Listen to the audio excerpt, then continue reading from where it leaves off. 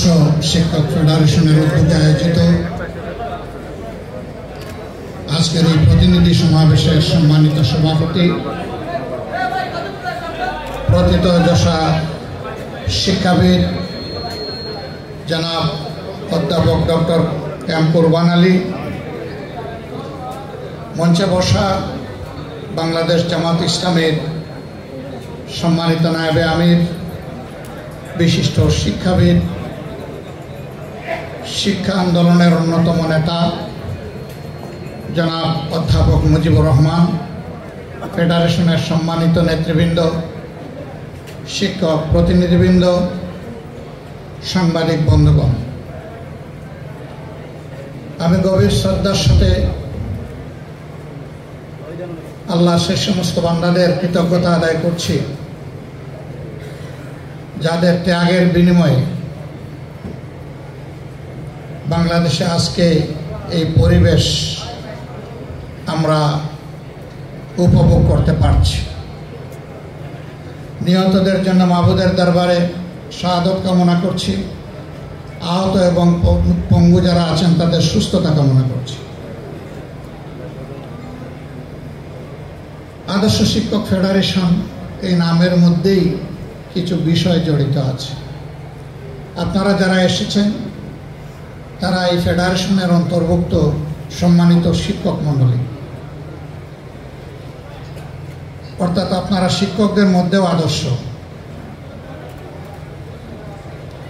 আল্লাহ রাব্বুল আলামিনের বড় মেহেরবানি, আসমানের নিচে এবং জমিনের উপরে। এক নম্বরে আল্লাহর কোরআন কিতাবুল্লাহ, দুই নম্বরে মুহাম্মদুর রাসূলুল্লাহ সাল্লাল্লাহু আলাইহি ওয়াসাল্লাম। কিতাবের মাধ্যমে আল্লাহ তাআলা মানব জাতির জন্য তার প্রয়োজনীয় সমস্ত বিধিবিধান পরিপূর্ণ করে দিয়েছে। সূরা মায়েদার ৩য় আয়াতে এই কথাগুলো উল্লেখ আছে, আমরা সবাই জানি।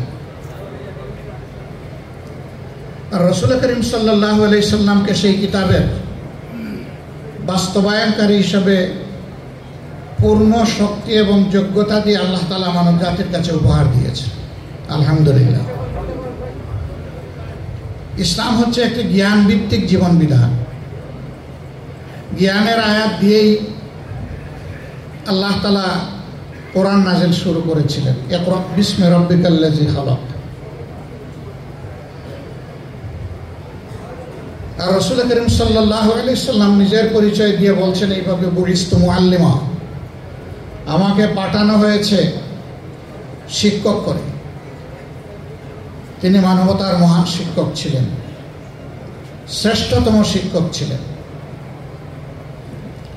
আজকে এই শিক্ষকরা সমবেত হয়েছেন, হচ্ছেন, আন্দোলন করেছেন, করছেন তাদের ছাত্রদের কাছে। ছাত্রদেরকে তারা বলছেন যে আমাদের এই দাবি তোমরা মেনে নাও। এখন যারা রাষ্ট্রের বিভিন্ন পর্যায়ে গুরুদায়িত্ব পালন করছেন তারা কোনো না কোনো সময়ে শিক্ষা প্রতিষ্ঠানে শিক্ষকদেরই ছাত্র ছিলেন। তাহলে নিজের ছাত্রদেরকে এত কথা বলতে হয় কেন?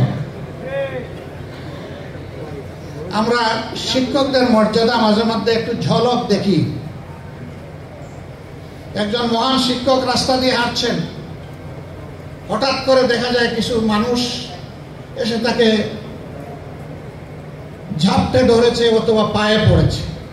পায়ে পড়ার বিষয়টা আমি সমর্থন বলছি, বাস্তবতা বলছি। তার শ্রদ্ধার জায়গা থেকে সে এরকম ঝাপটে ধরে। অনেক সময় শিক্ষক হাঁটছেন, গাড়ি থামিয়ে গাড়ির দরজা খুলে একজন সফেদ জামাওয়ালা ভদ্রলোক এসে শিক্ষককে জড়ায় ধরেন, কাঁদেন, চুমু দেন, দোয়া চান।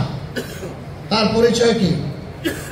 অনেক সময় দেখা যায় তিনি একজন কর্মরত সচিব, তিনি হয়তো একজন সেনাবাহিনীর ঊর্ধ্বতন কর্মকর্তা, পুলিশের একজন ঊর্ধ্বতন কর্মকর্তা, একজন বিশাল ব্যবসায়ী।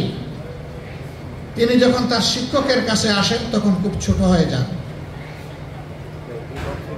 তিনি সমাজে যত বড়ই হন না কেন তার শিক্ষকের কাছে তিনি শিশুতুল্য। তো এই শিশুদের কাছে আপনাদের দাবি করতে হয় কেন? এর কারণ হলো যে শিক্ষা দিয়েছেন ওই শিক্ষাটা আসল শিক্ষা ছিল না, এই জন্যই। সে যে আপনাকে সম্মান করে ওই শিক্ষার কারণে না, সম্মান করে আল্লাহর দেওয়া সহজাত মানবিক প্রবৃত্তির কারণে। মানব প্রবৃত্তির সুপ্তধনকে, গুপ্তধনকে বাইরে নাড়ছাড় করে নিয়ে আসার নাম হচ্ছে শিক্ষা। আমরা সেটা পারিনি বলেই আজকে ছাত্রদের দুয়ারে শিক্ষকদেরকে এইভাবে অসহায়ের মতো দাবি পেশ করতে হচ্ছে।